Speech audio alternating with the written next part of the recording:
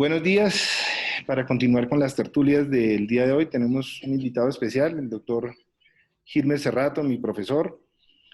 Si nos ponemos a hablar de todos los logros académicos del doctor Cerrato, pues seguramente no acabaríamos en todo el chat de hoy, todos los logros que ha tenido, la enorme gratitud que tenemos todos sus estudiantes, una de las figuras más representativas del Hospital Militar, que continúa vigente, que es un asesor permanente del hospital, y pues es como nuestra ruta a seguir. Todos nosotros tenemos el gusto de poder compartir con el doctor Cerrato, tuvimos el gusto de compartir con el doctor Cerrato cirugías, enseñanzas, actualmente trabajos en la Clínica Nueva, y a todos mis alumnos les digo que en las mañanas me lo encuentro todavía evolucionando muy juicioso en la Clínica Nueva y no delegando en casi en ninguno de sus colaboradores esas responsabilidades de atender a los pacientes, poseedor de unas cualidades humanas impresionantes.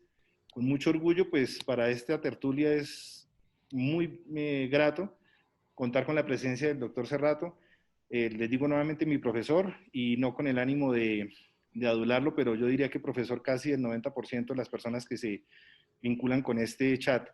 Doctor Cerrato, bienvenido. Muchas gracias por seguir participando de toda esta actividad académica. Bienvenido a la tertulia del Hospital Militar. Eh, Buenos días para todas, para toda la familia. Muchísimas gracias, Juan Carlos, por sus palabras. Siempre hemos estado pendientes de participar acá en el chat y en todo lo que sea referente con el servicio, porque pues esta fue yo diría que nuestra primera casa.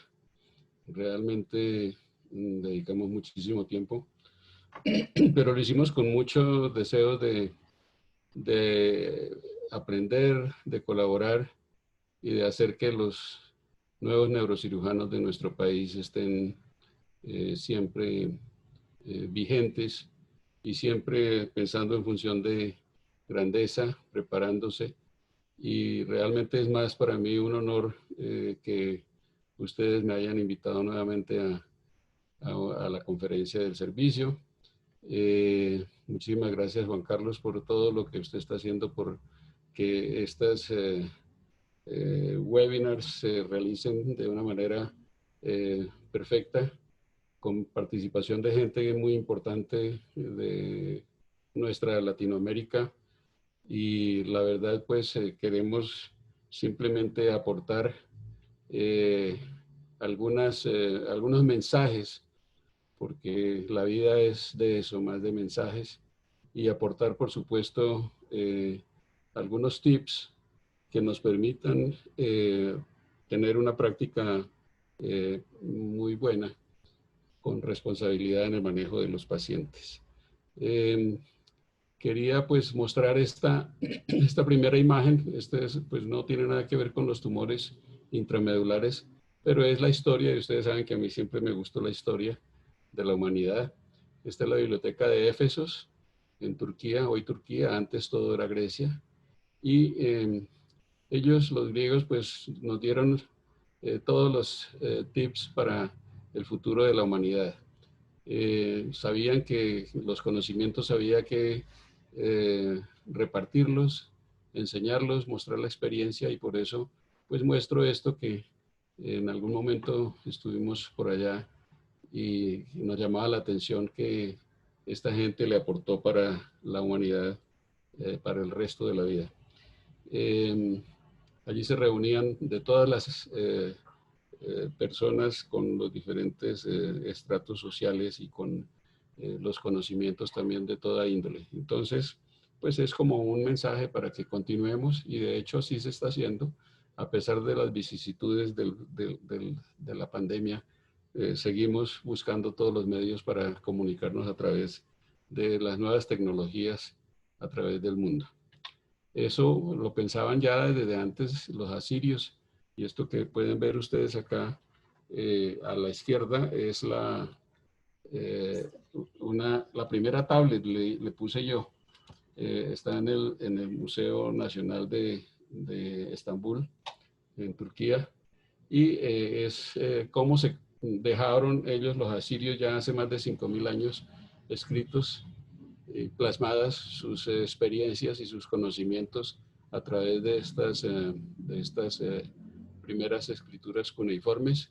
Esta es la tablet y este es el sitio donde se introducía para guardarlas. Esto que es lo que nos ha unido a todos los médicos en el mundo, que sí ha servido como un símbolo para pensar de una manera muy diferente con respecto a todas las otras carreras. Es el verdadero y auténtico caduceo que está a la entrada del complejo hospitalario en hoy día Esculapio, y que es como el símbolo que nos mantiene unidos para tener siempre mensajes para el resto de la humanidad. Ese era el complejo sanitario de los griegos, en lo que hoy es Esculapio, donde Esculapio aplicó diferentes métodos para el tratamiento de las enfermedades, y no solamente en la parte, digamos, médica, sino también en la parte humana. Este complejo que esta es una foto ahí que tomé de la maqueta del Sol ese día, nos hizo esta mala jugada, pero está precisamente ilustrando y mostrándonos algo muy importante, que es el arte y que es el esparcimiento, y esto que es una vegetación exuberante alrededor de él, que hace que todavía las fuentes de agua circulen a través del hospital. Esta es la entrada al hospital, y fíjense cómo ya pensaban que la luz del sol era muy importante y que además la ventilación era fundamental. Por acá venían unos canales por los que venía el agua, y aún se siente ese sonido que es relajante. Y estas son las habitaciones, también aquí con fuentes que todavía están activas, con aguas que vienen de las montañas. Ahora sí, bueno, vamos a hablar de los tumores, y como le decía ahorita a Juan Carlos, pues voy a tratar de pasar muy rápido por lo que es la parte de los mensajes académicos y de la información, porque pues eso lo pueden tener, y mucho, pues ya de hecho todos los colegas y los profesores ya lo conocen, pero es más que todo como para recordarle a los residentes, a los neurocirujanos de información, que es muy importante tener algunas pautas en el manejo.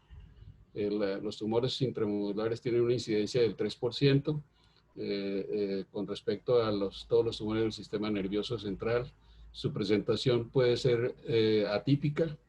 Generalmente se inician con dolores a nivel de la espalda, de la columna cervical, tortícolis, columna lumbar, miembros inferiores, etc. Como saben, pues se pueden presentar con alteraciones motoras sensitivas o esfinterianas, y algunos tumores en especial, como los hemangioblastomas, pues pueden darnos, cuando sangran, una hemorragia subaracnoidea con toda su sintomatología característica. Los niños se pueden presentar con hidrocefalia, con escoliosis, y su evolución clínica puede ser abrupta o puede ser insidiosa. Estos, los tumores que yo voy a presentar, pues es un estudio que hicimos allá en el hospital, y esta es casuística, la gran mayoría es casuística del servicio, que la quiero compartir con ustedes, no hay ningún problema. Solamente puse precisamente los casos y la patología que tuvimos en el trabajo que hicimos inicialmente, cuando ya estaba terminando mi pasaje por el hospital antes de pensionarme. Y hay más, pero los que tuvimos en el trabajo que hicimos y que lo presentamos en diferentes países de Latinoamérica a través de la FLANC, lo que encontramos fueron ependimomas, astrocitomas, meduloblastomas, melanomas, lipomas, teratomas, hemangioblastomas y cavernomas. Esos fueron los más frecuentes, y entonces pues no voy a hablar de eso porque pues no terminaríamos nunca. La incidencia sobre los resultados pues depende indudablemente la aparición de las nuevas tecnologías. Esto hubo un cambio por allá en el año principios de los 80, precisamente cuando comenzábamos nuestro entrenamiento en neurocirugía, y pudimos observar cómo las cosas fueron cambiando de una manera dramática desde ese momento.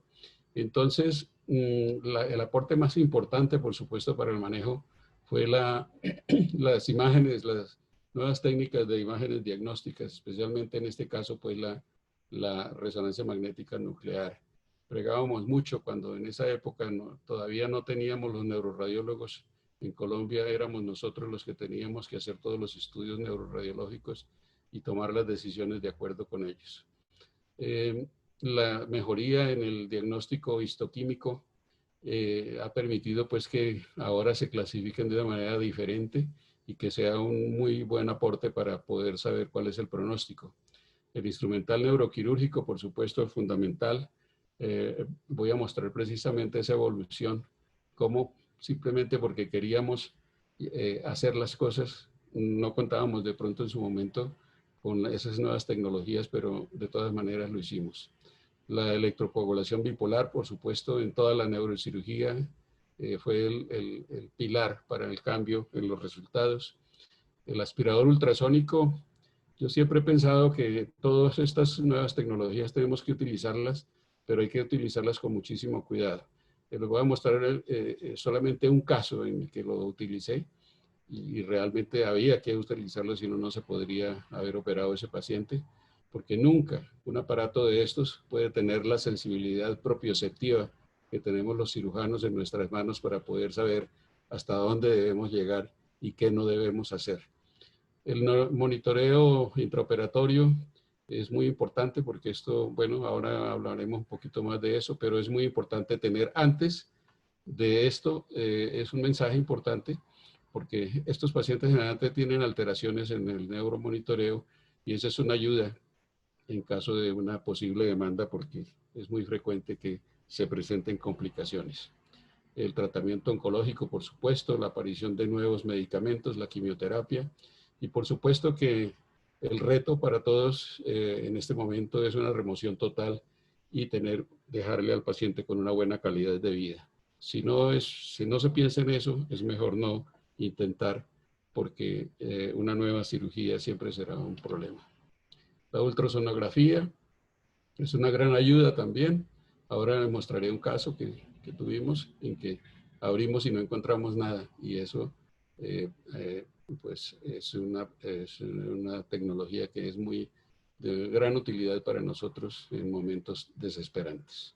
Permite monitorizar la extensión total de la lesión, cuando se ha resecado, pues saber si ha quedado algún resto. Cuando hay áreas quísticas, eso es una gran ayuda porque cuando uno aspira a esos quistes, por supuesto que se disminuye la presión intratumoral y se ejerce menos daño sobre el parénquima medular.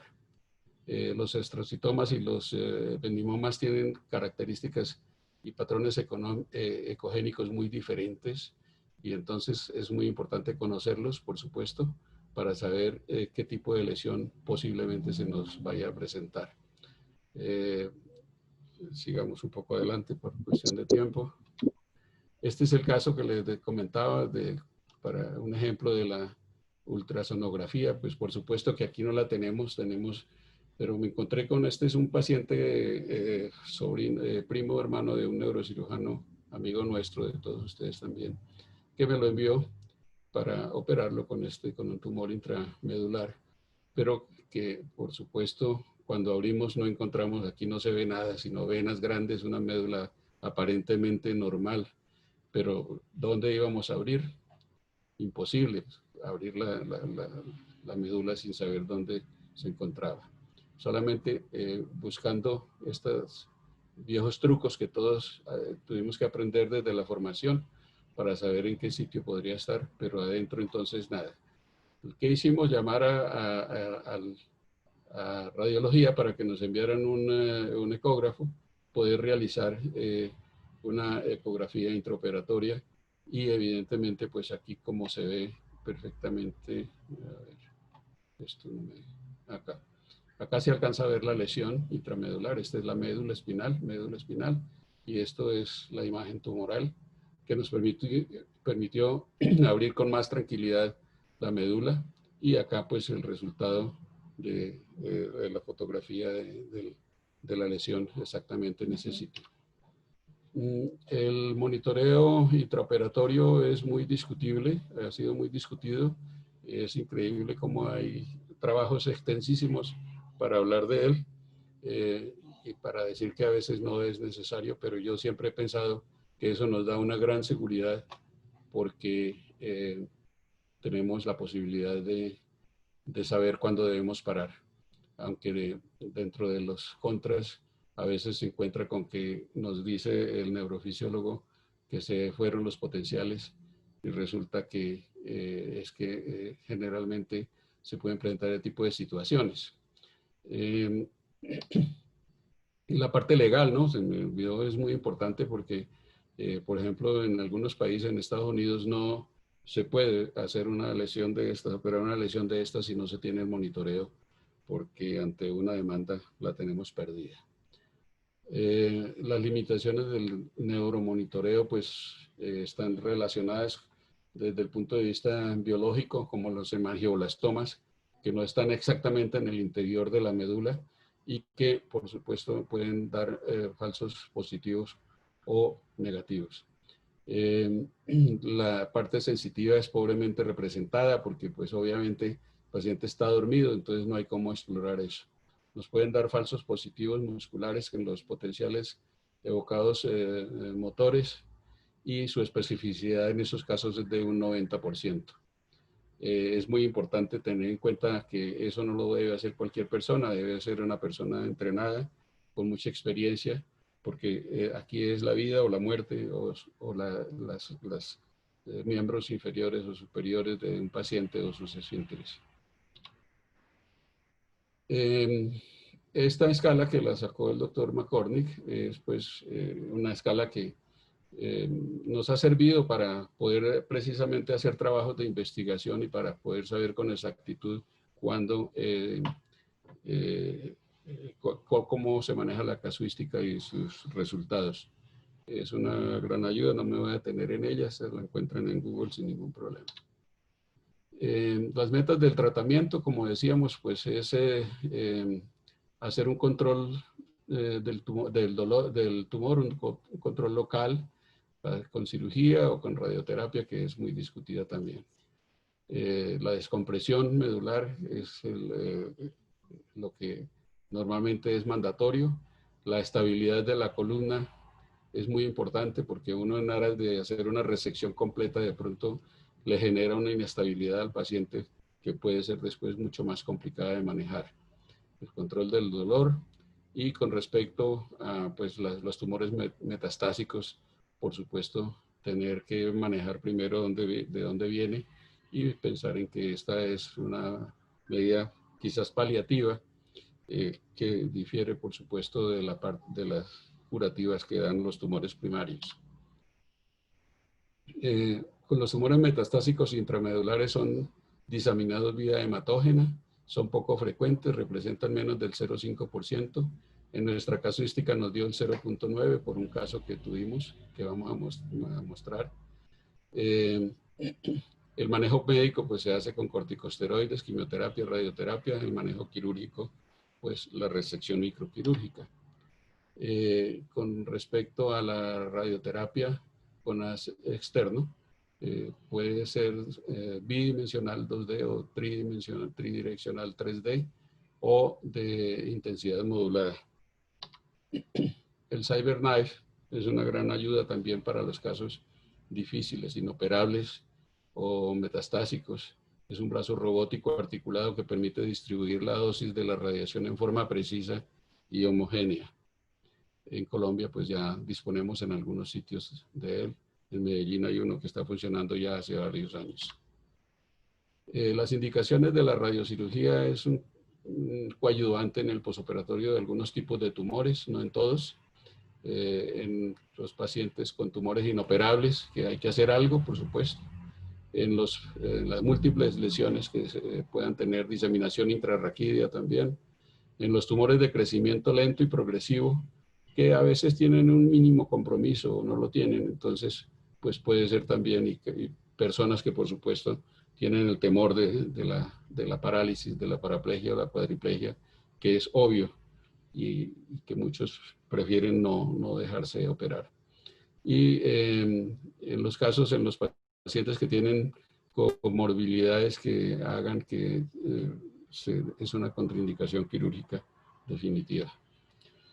Contraindicaciones de la radiocirugía, pues la irradiación medular previa con dosis máximas toleradas, la severa inestabilidad de la columna vertebral, el daño neurológico secundario a severa compresión medular y el daño neurológico secundario a compresión ósea.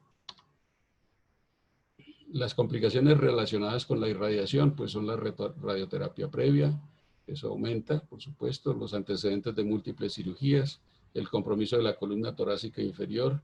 Ahí mostraré la parte del canal torácico, por supuesto, es supremamente más delgado y más angosto y, por supuesto, con más posibilidades de morbilidad o mortalidad. La mielopatía secundaria a la irradiación previa es de un 3%. Ahora pues está en todas partes hablándose de la cirugía mínimamente invasiva y por supuesto que es una gran ayuda, pero yo pienso que esta precisamente es una... la imagen de la izquierda, porque no me está saliendo aquí acá. Esto es en un curso que hice en Nueva York, en el Presbyterian Hospital. El doctor Fessler, Robert Fessler, nos mostró esta imagen y yo le tomé una foto, es de él, no es mía, por supuesto, y en la que él nos muestra precisamente un nuevo aparato que es como casi que, ¿qué le digo yo? Una vía, un viaducto que nos lleva hasta el interior para operar este tumor intramedular. Que por supuesto, pues está bien y él es una persona supremamente entusiasta con la cirugía mínimamente invasiva y hay que ir para adelante, debemos tener una mente abierta, pero por supuesto que yo en este caso sí prefiero mejor hacerlo convencional, porque si hay una complicación por un tubito de esos es difícil solucionarla. La robótica, pues que también se está hablando mucho.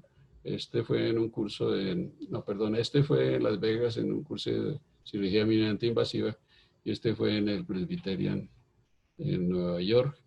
Nos mostraron allá pues el Da Vinci y cómo funciona y esto pues nos muestran acá, este es un tumor, un neurinoma, que por supuesto pues está por fuera, ya no es intramedular y en estos casos podría tener ayuda y servir mucho para la resección porque es prácticamente intracavitario torácico y allí por supuesto que puede ayudar muchísimo.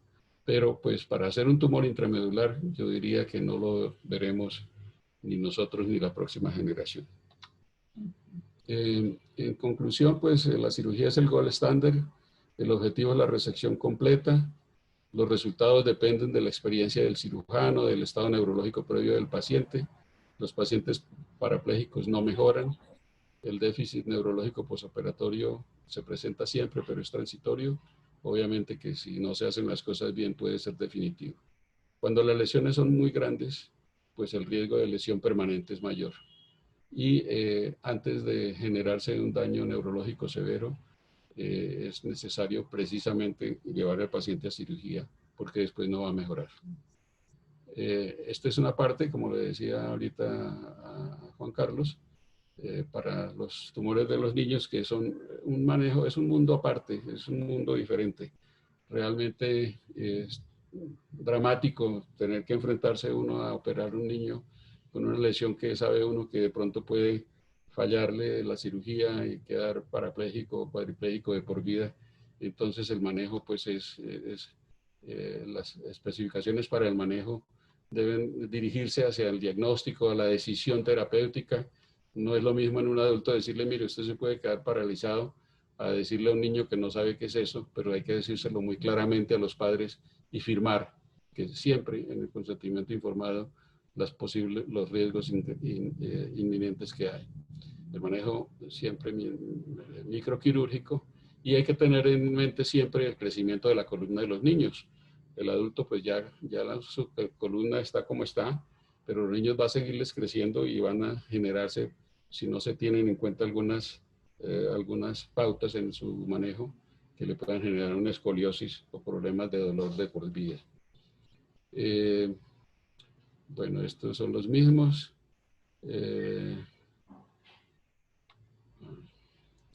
Los aspectos más debatidos y los interrogantes en el manejo en los niños es el manejo intraoperatorio. Algunos no lo utilizan, por ejemplo, en Francia, el doctor Maurice Chux, que es una persona que tiene mucha experiencia en el manejo de niños en el mundo, y presidente nos comentaba en alguna ocasión que todavía siguen haciéndolo sin neuromonitoreo en los niños, en algunos casos. Yo pienso que hay que hacerlo siempre, porque nos permite hacer una exéresis total de la lesión y saber si pueda quedar algún tipo de lesión residual para poderlo manejar lo más rápido posible. Por tanto, pues debe haber siempre un lugar para las reintervenciones, un lugar para la radioterapia, un lugar para la quimioterapia, y siempre pensar que las terapias coadyuvantes son muy importantes a tener en cuenta. Siempre, como les decía, se le da mucha preponderancia a la parte de la estabilidad de la columna y el disfuncionamiento de ella. Este es un caso de allá del hospital, en que pues ya contábamos para la laminoplastia que siempre se debe realizar en ellos, hacer los cortes, ¿no?, sin comprometer las facetas, y poder colocar estos tornillos translaminares que le permiten que esto se fusione nuevamente y el niño pueda llevar una vida normal. Aquí se ve cómo el niño tenía una escoliosis previa, y estas son las imágenes posoperatorias que nos muestran exactamente cómo su arco posterior quedó fusionado. Se enfrenta uno a veces, sobre todo en los niños, a casos tremendos, terribles, sorprendentes, que uno cree que nunca en la vida se los va a encontrar. Este es un caso también de allá del hospital, de una señora que ya se le había hecho el diagnóstico en una ecografía que se le hizo en la evolución prenatal, y se encontró que esto era una imagen muy grande que no se sabía qué era. No se sabía si era la cabeza, o si era la cabeza, entonces era una anencefalia, pero todo esto era quístico. La ecografía, por supuesto, una lesión muy grande, y pues ya estábamos esperando, estábamos todos listos para atender a este niño, y acá pues cuando el niño nace, pues ni forma de pedir una radiografía de columna porque es muy pequeñito, un neonato de un día. Lo único que alcanzamos fue hacer una escanografía de niño, donde podemos apreciar cómo esta es su cabecita y esta gran lesión voluminosa, gigantesca, terrible, se nos convertía en uno de los retos más grandes en el manejo. Acá en las cortes axiales alcanzamos a ver, ya estos son los ilíacos, aquí el cuerpo de la unión sacroiliaca, y aquí nos daba la impresión, uno se volvía con un ojo muy agudo de águila. Pensamos que esto podía ser de pronto una médula anclada, que hacía pues que no sabíamos si eso también estuviera metido dentro del tumor, y que por supuesto pues se convirtiera en parte de lesión intramedular. Ahí pueden apreciar realmente toda esta lesión tan gigantesca, más grande que la cabeza de la niña, ¿no? Y por supuesto, para operar un caso de estos, hay que hacerlo en un sitio donde se pueda contar con todas las posibilidades quirúrgicas y anestésicas y el personal idóneo para el manejo. Es un manejo multidisciplinario, uno solo no puede hacer esto. Teníamos que estar preparados con el neuroanestesiólogo, con el neonatólogo, con el neuropediatra, con el cirujano pediatra, etcétera. Entonces, eso fue lo que hicimos, y eso es lo que yo invito a que siempre aprovechemos todas las posibilidades de ayuda para el manejo de los pacientes. Aquí pues ya hemos despegado del tumor, es que el peso de esto era mucho más grande que el del niño, y alcanzamos a ver aquí algo de la médula, que bajaba realmente como lo sospechábamos y se convertía, parte del tumor se convertía intramedular.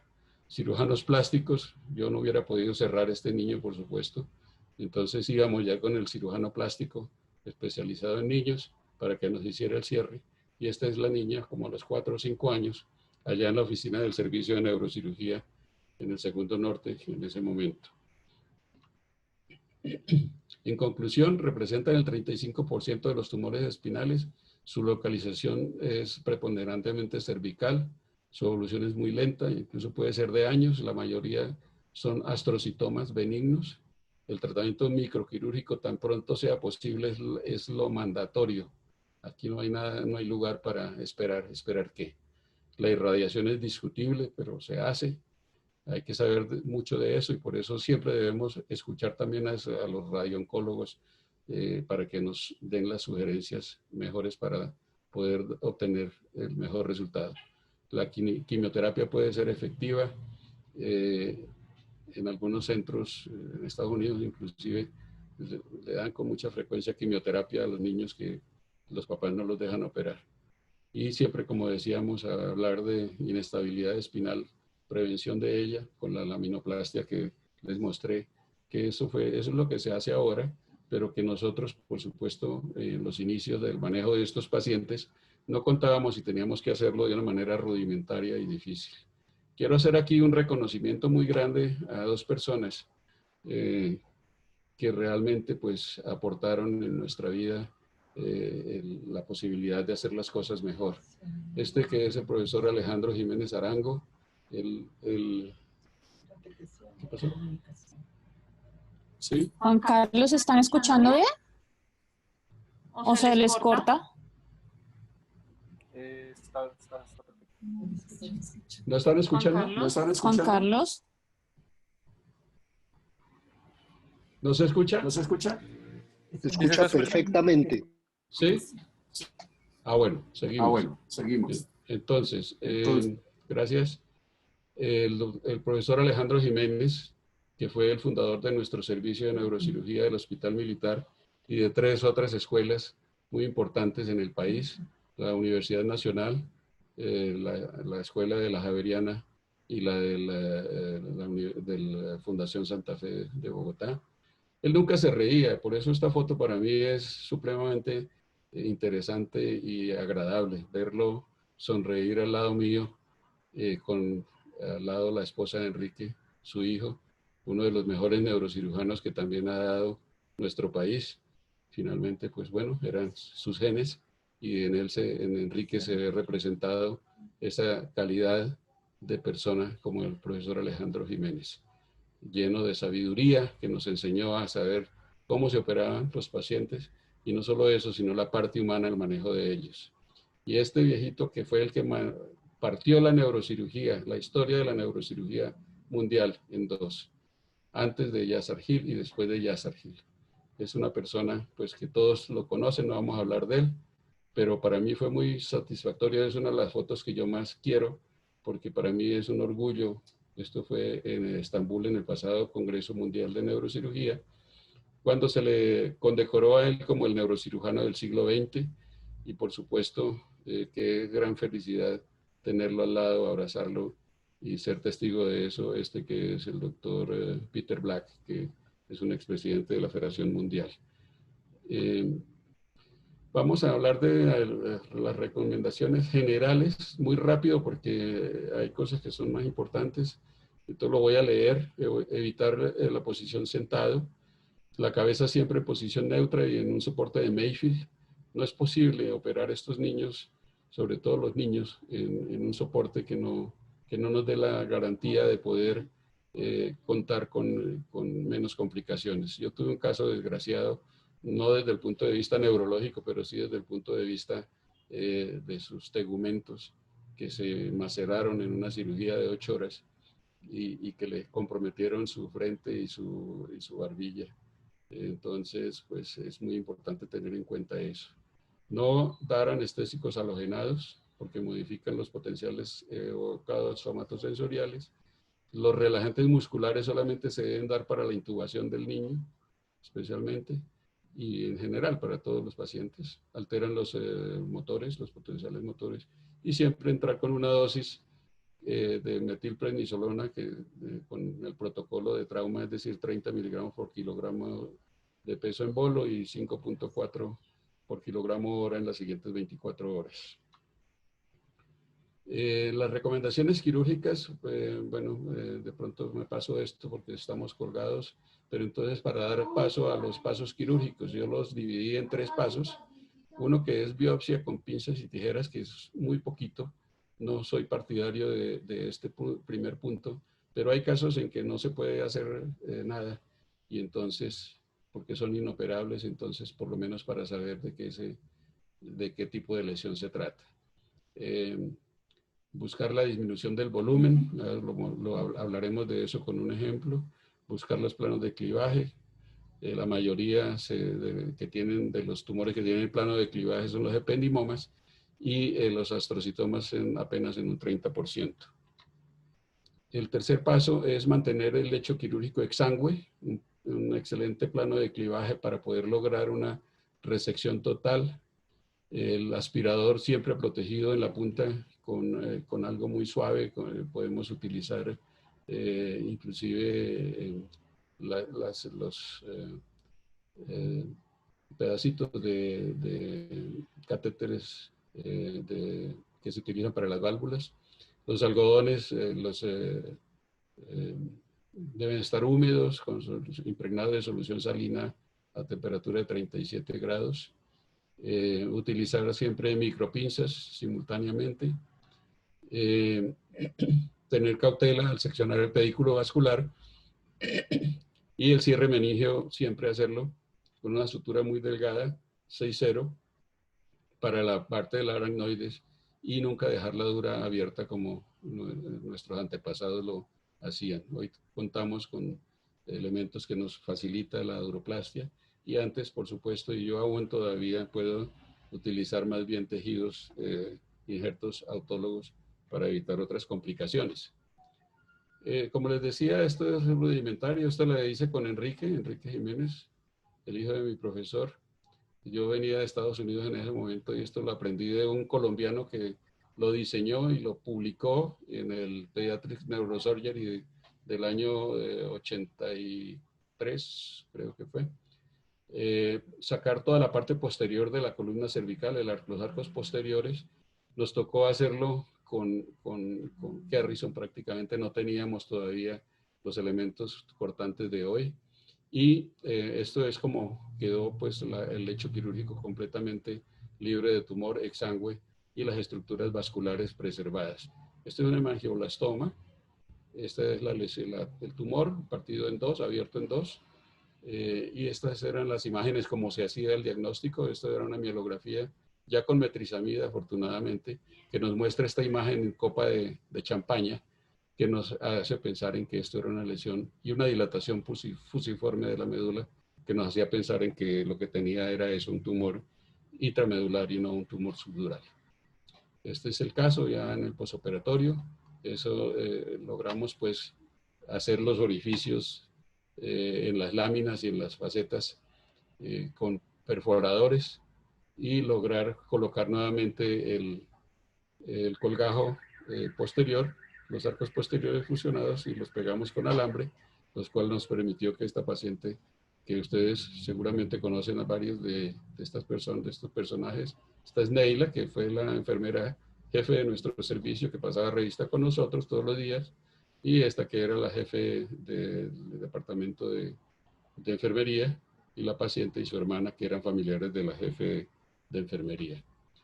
Entonces voy a tratar de mostrar casos, como les decía, que son ilustrativos de cada segmento, porque cada uno es muy diferente en su manejo. Esta es una lesión. Recuerdo que en este caso estuvo el doctor Mario Bueno, porque esta era una paciente de Bucaramanga. Ustedes ven cómo la lesión llega hasta el bulbo raquídeo, y aquí en el corte axial, pues esto es cerebelo, y esto es una lesión voluminosa. Las imágenes pues de la resonancia, y pueden apreciar cómo son de diferentes a lo que tenemos ahora, y por supuesto es una lesión que abarca desde el bulbo hasta la porción inferior de la médula cervical. La lesión intramedular Esto era un ependimoma bulbomedular.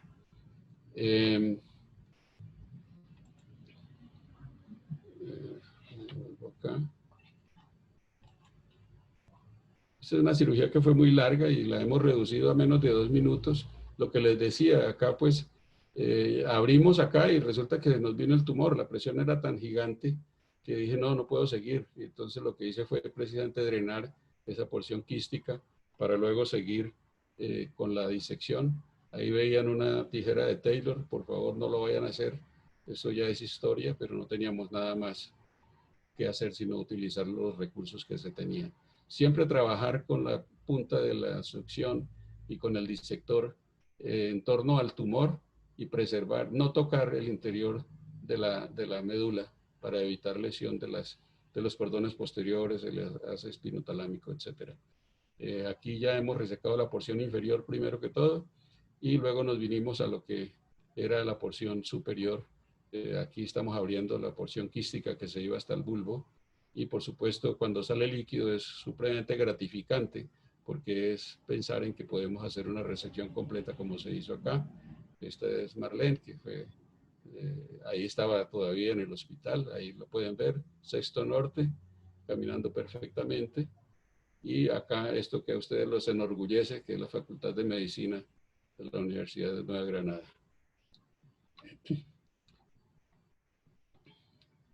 Este es un caso que casualmente Enrique estaba ese día haciendo una parte de un manejo para los niños a nivel mundial que estaban haciendo en ese momento. Él entró un momento a esta cirugía, me acuerdo mucho, que fue muy difícil para mí la toma de decisiones, porque por supuesto que eso es un cavernoma. Aquí se ve la imagen de popcorn, de los palomitas de maíz, típico de los cavernomas, pero que abarca todo el total de la médula espinal. Entonces, de hecho ya eso era un complique y un paciente un poco conflictivo y preocupado, por supuesto. Es entendible una persona que se le dice que puede quedar en una silla de ruedas de por vida, no es fácil. Las imágenes son muy malas porque esto lo tomé fue de un video que se tomó con una cámara que pesaba casi como una arroba y nos encontramos aquí con esto, con esta sorpresa.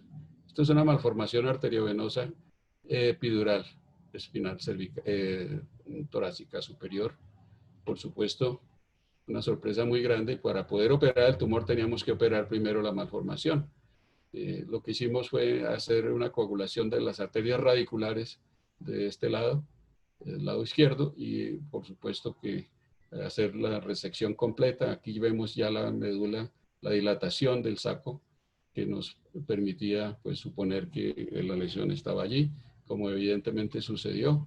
Entonces abrimos la dura y encontramos esta imagen que es característica de los cavernomas, porque algunos de ellos sangran y en este caso este paciente había sangrado. Entonces es muy fácil poder determinar y abrir con seguridad en ese sitio. Aquí pues ya estamos aquí sacando el tumor, aquí ya lo habíamos disecado, las partes laterales, y acá la exéresis completa de la lesión.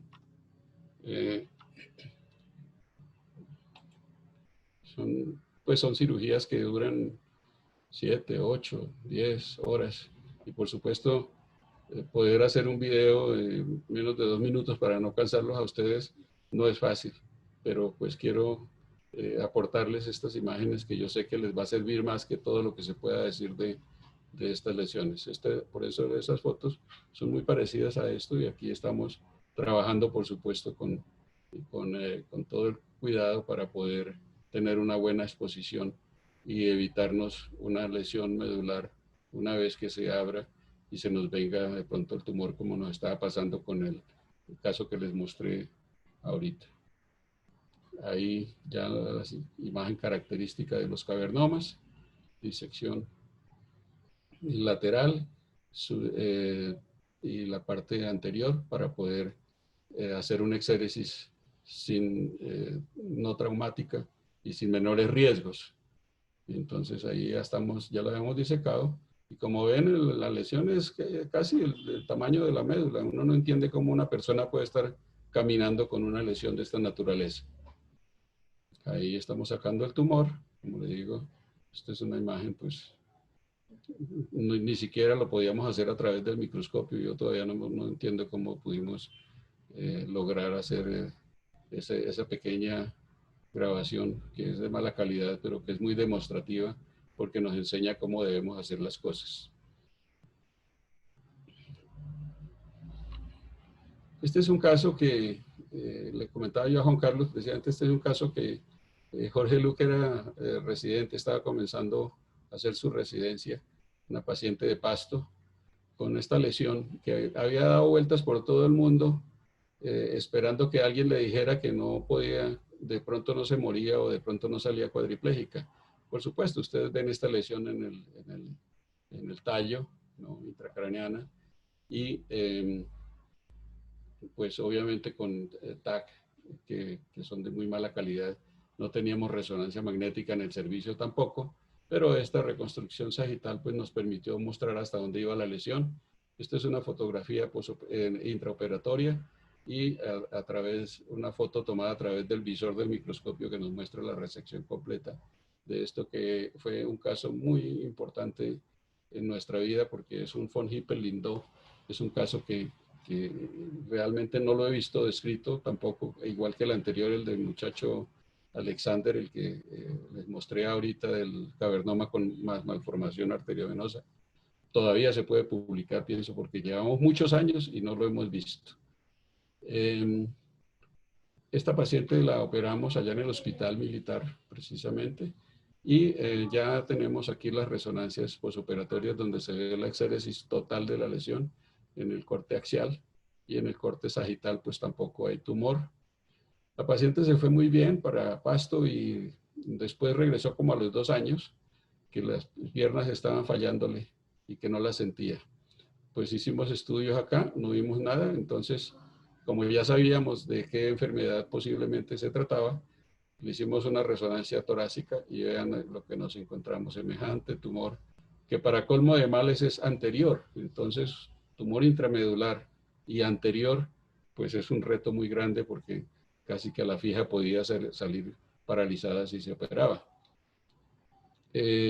Bueno, aquí abrimos y encontramos precisamente el hemangioblastoma del von Hippel-Lindau. Fue fácil pues identificarlo, por supuesto, pero la resección terrible porque era anterior. ¿Y cómo entrábamos por vía anterior en una lesión tan grande con tantos cuerpos, tantos segmentos? Entonces lo único que se me ocurrió, aquí vemos, esto es el ligamento dentado.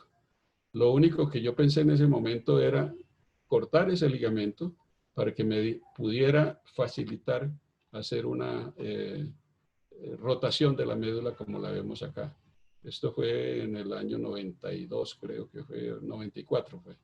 Entonces, por supuesto que pues nunca le dimos la relevancia que hoy día se le da, y esto en todos los sitios y en los diferentes países del mundo donde siempre me he entrado a estas conferencias, lo aportan como en la técnica de fulano y la técnica de sutano, pero realmente son nuevas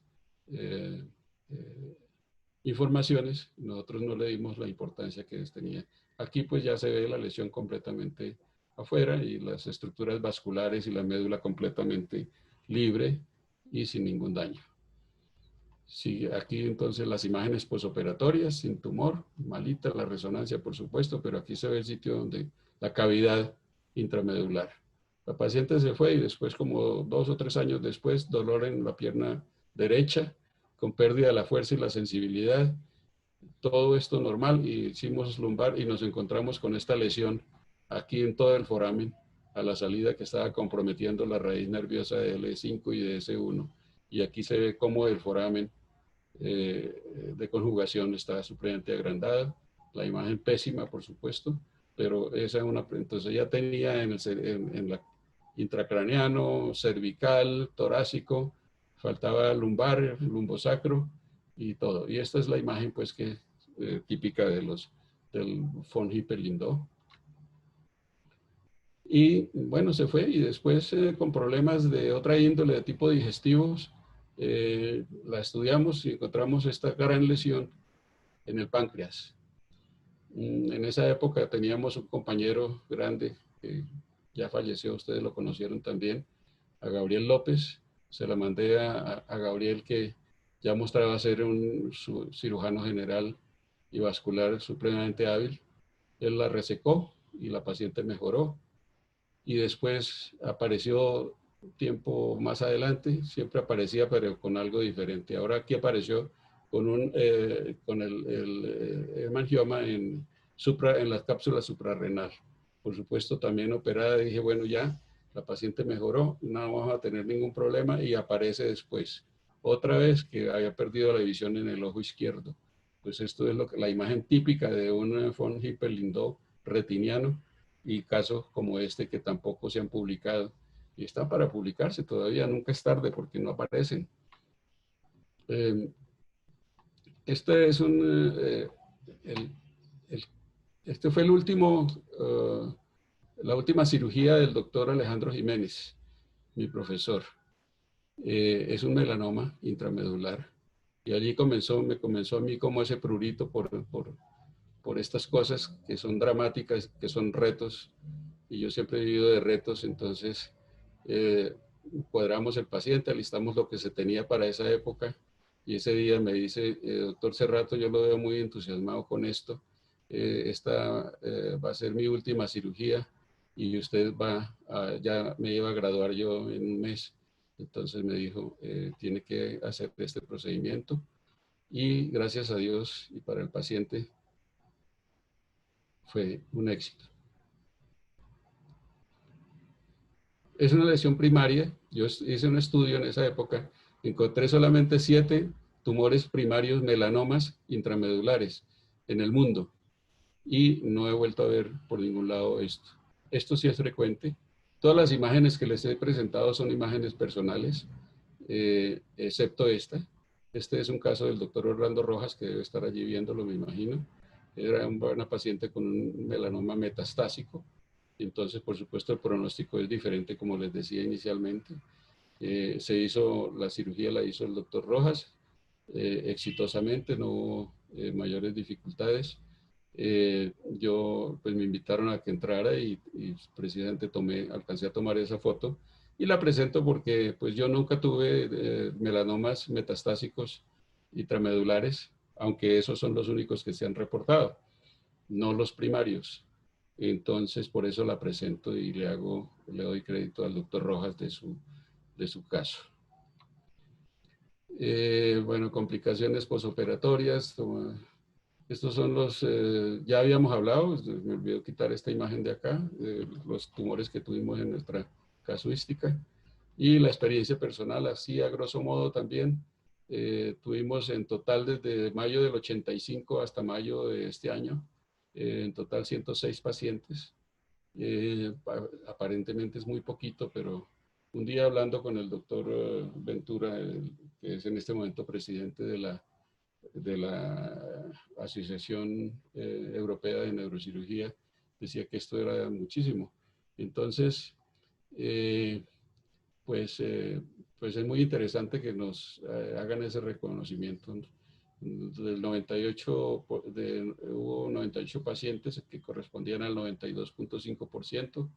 Los tumores malignos fueron 8 pacientes, 7.5%.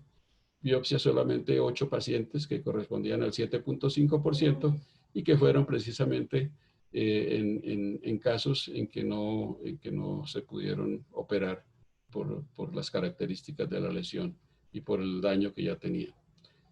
Solamente tuvimos un empeoramiento de 4 pacientes para un 3.5%. El déficit neurológico fue estable en el 50% de los casos, para 53 pacientes, y la mejoría neurológica se presentó en el 46% de esos casos, para un total de 48 pacientes. Bueno, aquí rápidamente algunos casos. Esta ya, como les decía, ahí mostrábamos la parte cervical, esta es la parte torácica. Esta es una imagen intramedular de una paciente que también me mandó otro neurocirujano, el doctor Eduardo Jaramillo, a quien le doy gracias, debe estar viendo la conferencia en este momento. Y él había consultado, esta paciente había consultado a ortopedia por un dolor de miembros inferiores con compromiso motor y sensitivo, y que se pensaba, porque tenía una espondilolisis y una espondilolistesis, y se había pensado en que era la causa de su sintomatología. El doctor Jaramillo, con mucho criterio clínico, al examinarla encontró que tenía un síndrome piramidal y dijo, no puede ser el canal estrecho. Le hizo la resonancia y encontró esas imágenes.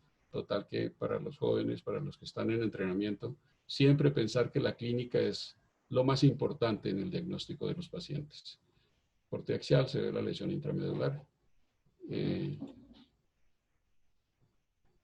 un video también pues recortado, pero quiero hacer énfasis. No es fácil, porque fíjense que aquí prácticamente tampoco había mayor indicio de que la lesión estaba allí localizada. Siempre se acompañan, este es un cavernoma también, y veían esas imágenes, aquí se ve la vena de este lado y aquí se ve la vena del otro. Estamos trabajando entre las dos venas. Esto no se puede coagular, esto no se puede lesionar, aquí no hay derecho al error, no hay derecho a nada, porque si se coagula una vena de estas, el edema es inmediato y la lesión es irreversible. Siempre trabajar, como les decía, para los jóvenes, sobre el tumor, no sobre la médula, irlo despegando con mucha cautela. Hay que ser supremamente pulcro en la disección, porque si nos ponemos a hacer esto a las carreras, pues obviamente que el resultado va a ser nefasto. Ya después de que se ha sacado todo, entonces ahí sí metemos las pinzas de tumor, que ustedes saben son muy pequeñas y sin embargo aquí las vemos gigantescas, pero haciendo una resección completa de la lesión, revisar siempre la parte de los extremos, porque como en este caso se me estaba quedando un pedacito en la porción proximal.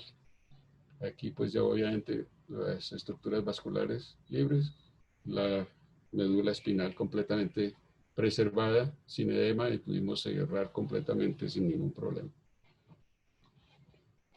Imagen posoperatoria, nada de tumor, el sitio de la laminectomía y las secuelas de la cirugía, el corte axial sin tumor.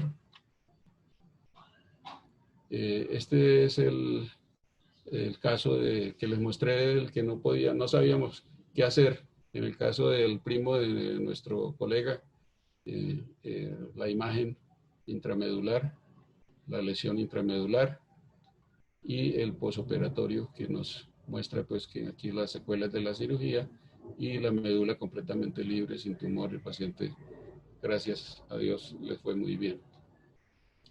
Un caso supremamente extraño también, un paciente ya de 25 años, grande, con una disfunción eréctil, con un compromiso esfinteriano, un muchacho trabajador y con una lesión con un dolor severo en su miembro inferior derecho, con compromiso motor y sensitivo severo de ambas piernas.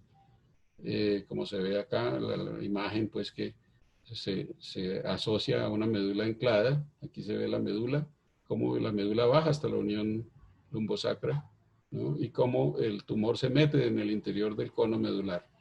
Y por supuesto se sale del canal raquídeo. Entonces, otro reto. Todas estas cirugías son verdaderamente un reto en cada caso. Ya teníamos la posibilidad de hacer una estimulación, una neuroestimulación, aquí la utilizamos. Este es el filum terminal, que pues ya con la certeza de que no era un nervio, lo pudimos cortar para hacer el manejo de lo que es la médula anclada. Aquí ya esta es la parte final de la cirugía. Acá está estos son los nervios raquídeos y este es el filum terminal antes de la resección.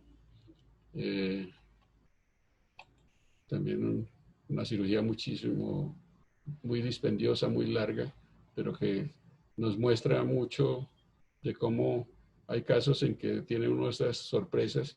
Encontramos que esto es un lipoma y es una lesión supremamente dura. No se podía sacar fácilmente, completamente adherida a las estructuras, a la médula, se metía dentro del cono medular. No hallaba yo qué hacer para poder hacer una resección lo más amplia posible y pues ahí sacamos lo que es la masa más grande.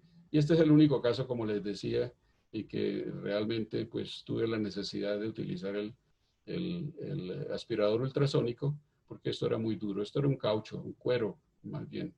Y entonces aquí estamos haciendo la resección, esto es cono medular, y ustedes saben lo que representa meterse uno con esto, sin saber exactamente hasta dónde llega, sin saber dónde termina, sin saber dónde está la médula, aquí casi que por anatomía. Aquí ya hemos resecado la gran mayoría de la lesión. Estamos ahí en el cono. Todo esto era tumor. Esto es dura. Esto es, acá está médula. Acá. Esto es médula. ¿No? Y llegó el momento en que el aspirador pues no lo podía utilizar porque se me traía de pronto la médula. Entonces me tocó usar bisturí. Caso pues único en que me tocó hacer esto, ¿no? Resecar el tumor. Por eso le preguntaba al doctor Alfonso Maras hace 8 días si había tenido este tipo de circunstancias. Y él precisamente nos decía que imposible pues ir a coger una médula y quitarle estas lesiones. Pero bueno, eso lo hicimos y afortunadamente el paciente está muy bien. Vamos a adelantar un poquito. Ahí seguimos pelando la médula, ¿cómo les parece? Con un bisturí terrible. Pero una resección completa de la lesión, con mucho riesgo, pero ya con tecnología de punta que nos permitió hacer la resección completa. Imagen posoperatoria, acá la lesión ya desapareció. Está la médula que baja hasta el sacro, completamente libre, líquido cefalorraquídeo, y aquí una fístula contenida en la parte posterior del canal que no quise tocar y no la he querido tocar, y este paciente hace ya 10 años que lo operamos, 9 años. Y esto persiste, pero no está causando ningún daño, esto está por fuera del canal raquídeo, aquí ya no hay tumor, ya la médula está, aquí la resección del filum terminal nos permitió que ella subiera un poco y el paciente realmente pues mejoró. Este es el último caso que les quiero mostrar. Es el último, no es el último, después hemos tenido varios, pero es el último que ha sido para mí más gratificante porque pues es un caso bien estudiado, se ve pues la lesión cómo arranca, este es de la unión cérvico-torácica, arranca en C5 y va hasta T2, una lesión muy grande, ¿no? Voluminosa, ¿no? Entonces, pues ya con nuevas tecnologías, mejores imágenes, por supuesto que podíamos hacer una mejor cirugía también. Siempre cuando abrimos hay que hacer una inspección general del campo quirúrgico. Mire, esto es básico, esto son las arterias espinales posteriores, ¿no? Que hay que respetarlas. Y aquí bien estamos abriendo entre las dos arterias el surco posterior, ¿no? No hay derecho a una milésima de milímetro porque se rompe la arteria y la médula se infarta inmediatamente y ya no hay solución. Entonces hay que ser supremamente cuidadoso, esto es dispendioso, pero hay que hacerlo de esta manera. Aquí no se puede estar corriendo, aquí hay que dedicarle el día a este caso, porque si no, el resto de nuestras vidas puede salir seriamente comprometido. Siempre, como les insisto y les digo a los residentes, hay que hacer el manejo sobre la lesión tumoral, ir disecándola, no meternos con la médula. Este es un ependimoma, entonces nos permitía hacer buscar eso que hablábamos del pseudoplano de clivaje, ¿no? Aquí ya hemos resecado la porción inferior del tumor a nivel torácico y acá nos venimos hacia arriba, tratando de no tocar para nada la médula, solo el tumor. Y aquí ya pensamos que le habíamos sacado todo y resulta que hay que ser muy obsesivo en la observación de estas cosas. Acá hay algo de tumor. Estos son los cordones posteriores que están completamente indemnes. Este es el haz espinotalámico lateral. Esta es la parte anterior, los cordones anteriores, el cordón anterior. Y llamativamente, como les decía, los astrocitomas tienen estas características que son de pronto irregulares. y los ependimomas son más encapsulados o pseudoencapsulados. Pues no, acá esto era un ependimoma, pero miren que esto era tumor, acá ya lo habíamos sacado, esto es médula. Poder diferenciar entre lo que es tumor y lo que es médula no es fácil a veces, es bastante complejo y peligroso, por supuesto, pero hay que, por eso les decía, ese día uno no puede programar más cirugías, ese día hay que dedicárselo al paciente por completo. Aquí ya hemos resecado todo en su totalidad.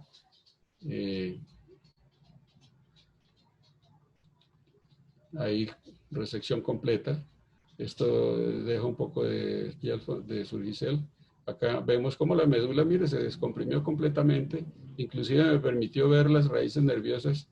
Acá vemos la raíz nerviosa, la arteria radicular acá abajo, y esta es la vena radicular que nos permitió pues que este paciente tuviese un resultado extraordinario y por supuesto supremamente gratificante, porque el posoperatorio pues es este es en los 3 meses de la cirugía y pues el paciente con alguna limitación que ya tenía en el lado izquierdo, este paciente me lo había mandado Jorge Luque, y pues también muy gratificante que nuestros colegas pues puedan. Y esto fue hace 8 días, mire, ya aquí lo tienen en la pandemia, el tapabocas. Y entonces, de tal manera que es un caso para mí muy querido porque además el ayudante mío fue mi hijo. Antes de haber comenzado su residencia lo hicimos, ya hace 4 años. Y por supuesto que poderle enseñar a él y participar de esos truquitos para mí es supremamente agradable para que él lo siga haciendo en el futuro. Ahorita no, porque está muy bichecito todavía. Este es un mensaje que les quiero dar, mire. Este es el hijo de un colega neurocirujano argentino, amigo mío, que su hijo también es neurocirujano, él trabaja allá en Nueva York, pero sigue siendo muy participativo y se prepara muy bien. Esto es también en un curso sobre cadáver, en cirugía de columna. Él se está preparando para poder hacer todas las cosas que seguramente nosotros ni las soñamos en este momento. Y el viejo pues tiene que, si quiere seguir trabajando y operando y participando, pues tiene que estar en esto. Esto fue hace apenas 2 años. De tal manera que pues es un mensaje para que los que queramos seguir trabajando tenemos que prepararnos y estar actualizados. Y los jóvenes tienen que prepararse para que sean el reemplazo nuestro. Y por supuesto, esa tienen tecnologías modernas. Este es el Real Spine, que esto fue en Toronto el año pasado, en el Global Spine. Y tenemos que estar preparándonos en todo, en el laboratorio, en los talleres, en el cadáver, para que cuando lleguemos a ser los pacientes directamente, pues no tengamos esos resultados nefastos que se presentan en este caso. Muchas gracias, muy amables. Quisiera hablar más, pero pues desafortunadamente el tiempo no nos lo permite.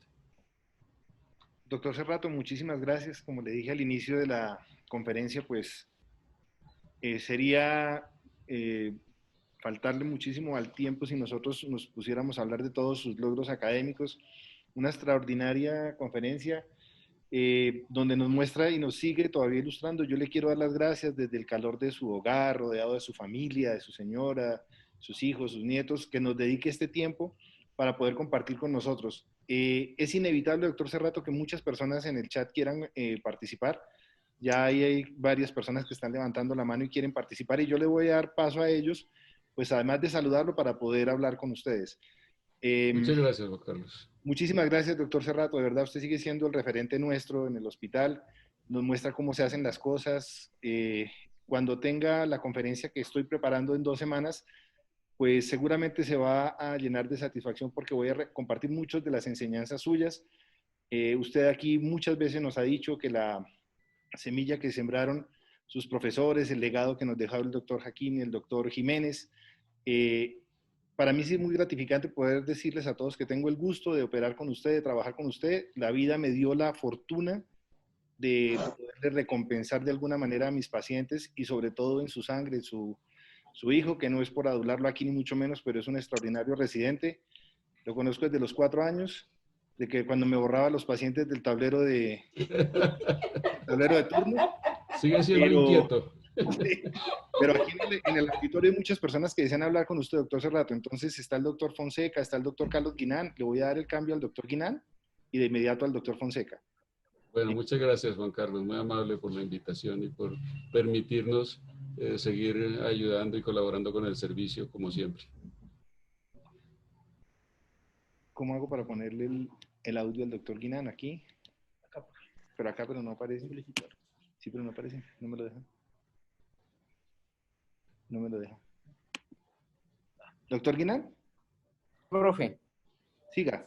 Hola, profe. Aló, buenas. Hola, Carlitos, ¿cómo estás? Profe, ¿cómo le va? No, pues Bien, gracias. lo felicito, una charla muy interesante, tuve la oportunidad de verla toda. Quisiera preguntarle algo.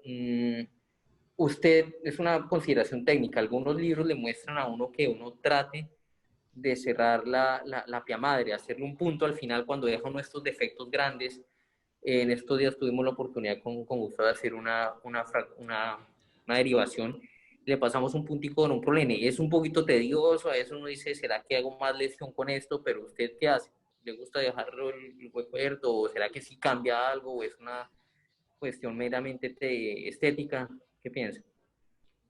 Sí, es muy interesante. Eso, pues, en la parte, digamos, hablada de la conferencia, no me detuve mucho en eso, pero es indudablemente muy importante hacer un cierre de la pia madre, ¿no? Es difícil hacerlo, solo en este caso, en el último que les mostré, por supuesto, donde la médula pues quedó completamente libre y preservadas todas las estructuras, entonces se pudo hacer un cierre de la pía. Y siempre hay que hacerlo porque eso hace que la circulación del líquido cefalorraquídeo persista y se evite además las adherencias y las aracnoiditis que pueden generar tardíamente también lesiones bastante complejas desde el punto de vista motor y dolores neuropáticos. La mayoría de las personas que se han dedicado a esto lo hacen, pero yo sé que no es fácil y que la mayoría tampoco lo puede hacer, porque muchas veces hay edemas que impiden hacer un cierre hermético de la pía, ¿no? Pero la dura sí debemos hacerla. Si nos tocaba hacerlo en estos casos tan dramáticos, cuando no se tenía la posibilidad de los injertos de dura actuales. Pero sí, hay que hacer siempre en lo posible un cierre hermético de la pía y de la dura. Gracias, doctor Cerrato. Gracias.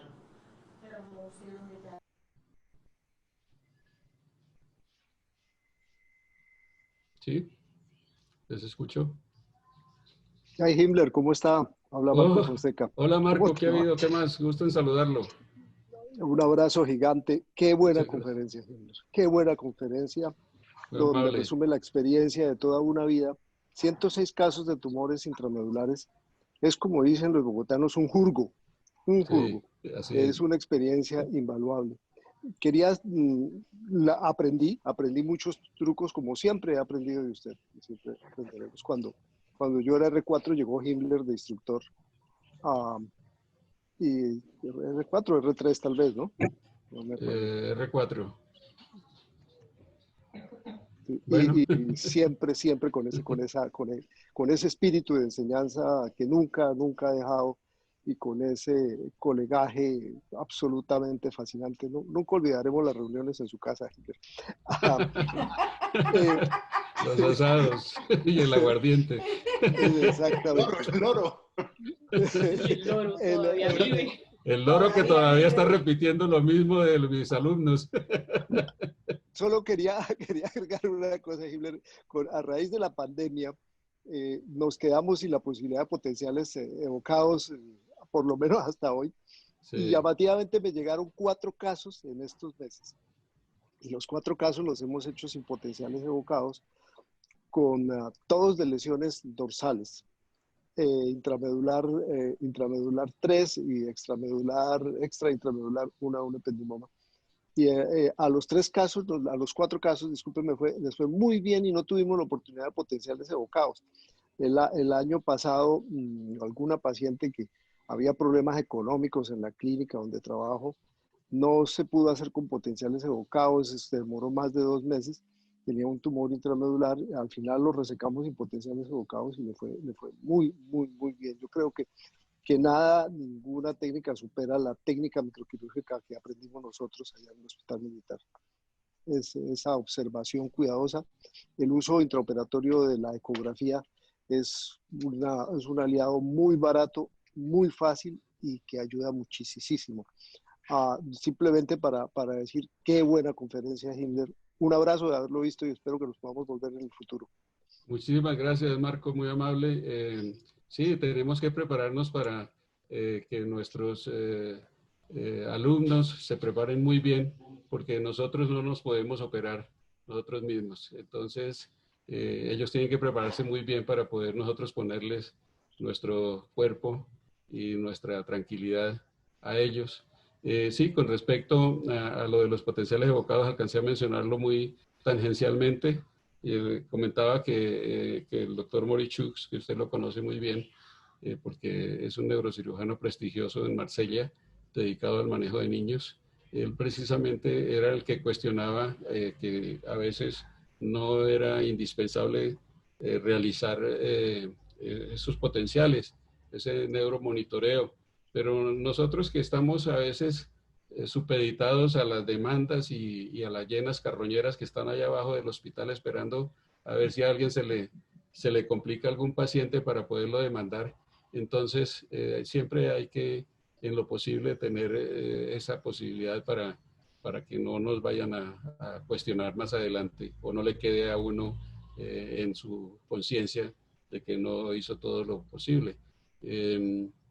El doctor, contrario a eso, el que fue presidente de la Federación Mundial, Jack Brochi, él sí, si no tiene los potenciales, él no opera al paciente. Pero bueno, son conductas y son respetables. Y entonces, pues a nosotros, yo personalmente, los primeros no contaba con ellos, pero muy rápidamente fue lo primero que hice, utilizarlos. Y por eso el caso de los potenciales que mostré ahí, ni siquiera era el neurólogo, sino era un técnico que nos prestaban de allá de donde hacían los potenciales con el que contábamos y nos ayudó muchísimo. Doctor Cerrato, en el auditorio hay bastantes comentarios. El doctor Gustavo Sánchez describe, doctor Cerrato, un saludo muy cariñoso y como siempre, más que un profesor, un verdadero maestro. Gracias por todas sus enseñanzas. Juan Carlos Oviedo también está presente. Dice, gracias doctor Cerrato, siempre transmitiendo sus conocimientos y experiencias. Somos afortunados de aprender de su mano, tanto del pasado como del futuro. El doctor Oscar Zorro, doctor Cerrato, una excelente conferencia plasmada con una vida como neurocirujano. No sé si alguien más en el auditorio quiera pues aprovechar la generosidad del doctor Cerrato para algún comentario o alguna pregunta. Está abierto completamente el chat. El doctor Vargas, doctor Gabriel Vargas. Hola Gabriel, ¿qué ha habido? Hola Juan Carlos Himmler, ¿qué tal? Muy bien, gracias. Bienvenido. Excelente charla. Escribí en el chat una cosa que es muy importante para nosotros como neurocirujanos. Usted ha mostrado que va a muchos sitios, que ve cosas que uno quisiera aplicar en su práctica y a veces no tiene a la mano cosas y tiene que resolver el problema. En un caso que usted mostró ahí al principio, utilizó el ultrasonido desde hace mucho tiempo, ¿no es cierto? Y así sí. Muchas cosas, que como el ligamento dentado, es decir, uno como cirujano en todo caso ve muchas cosas, pero la capacidad de resolver un problema en el momento es una de las cosas que lo tiene que destacar. Lo felicito por eso, por su experiencia, por compartirnos ese tipo de detalles, porque eso es lo que hace al final un cirujano prestigioso y que cuida a todo momento la calidad de vida de las personas que está tratando. Y para Marcos, que ahorita estaba diciendo que la pandemia nos quedamos sin monitoría, Marquitos, nosotros usamos mucho tiempo monitoría remota y eso hoy en día se puede hacer muy bien. Yo operaba con una neurofisióloga que estaba en Panamá, nosotros en Bucaramanga hacíamos el montaje y ella nos hacía la monitoría, o sea que hoy en día tenemos que utilizar ese tipo de recurso y es posible hacerlo. Doctor Luque, felicitaciones como siempre por su disciplina para continuar con las reuniones y a todos los del militar, de los cuales hoy en día me siento un poco familia porque Andrés Felipe está allá y por supuesto, aunque no soy propio de la familia, soy adoptado, me identifico con ustedes y su filosofía. No, doctor Muchas Vargas. gracias, Gabriel, muy amable por sus apreciaciones y realmente pues inmerecidas, pero siempre pues hemos tratado de tener simplemente un sentido común para hacer las cosas y eso es lo que nos ha permitido no tener esas complicaciones terribles que normalmente se presentan en estos casos. Siempre están ahí latentes. No sé hasta cuándo los vaya a operar porque ya creo que mis coronarias poco van a dar para cada paso, cada instante que se da en estos pacientes. No, para mucho rato, doctor. Acuérdese de Samí. Eso no, Ajá. eso no. Hay que seguir hasta cuando realmente uno note o alguien le diga a uno, bueno, no, ya usted está. Los hijos le dirán a uno, los hijos nos dirán, doctor Serrato.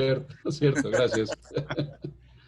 Doctor Serrato, nuevamente muchas gracias. Como le digo, dedicar de su espacio a la señora Ana Julia, a sus hijas, sus nietos, a todo ese calor de familia. El doctor Fonseca nos hizo recordar esos momentos que no se pueden olvidar y pues muchas gracias, doctor Serrato. Los invito para en 8 días les voy a hacer llegar la confirmación por escrito. Tenemos un invitado, un neurocirujano alemán, que el doctor Andrés González quiere invitar para que nos hable de hernias torácicas. Yo les voy a hacer llegar las invitaciones por escrito. Doctor Serrato, me cansaría de decirle una inmensa gratitud, como siempre, pues mi profesor, el norte, que siempre todos queremos emular con su ejemplo como ser humano, como familia y como neurocirujano. Muchas gracias, doctor Serrato. A ustedes, Juan Carlos, muy amable por la oportunidad. Muchos recuerdos para todos los alumnos y la gente nueva, la nueva generación, y que traten de prepararse y de tener paciencia. Esto es de paciencia, esto no es de velocidad. El mejor neurocirujano no es el que hace las cosas más rápido, sino el que lo hace con mucho más cuidado, cuidadosamente, ser obsesivo. Como usted decía, en el manejo de este paciente no se puede operar y uno el otro día irse al exterior. Hay que estar, ya sabe uno que pueden presentarse complicaciones posoperatorias, entonces hay que manejarlo con mucha responsabilidad. Muchísimas gracias a todos, a Juan Carlos, Oviedo, a Gustavo, bueno, a todos los alumnos, a Martín, a Zambrano, a Ramos, a todos, que no terminaríamos. Muchas gracias y hasta luego.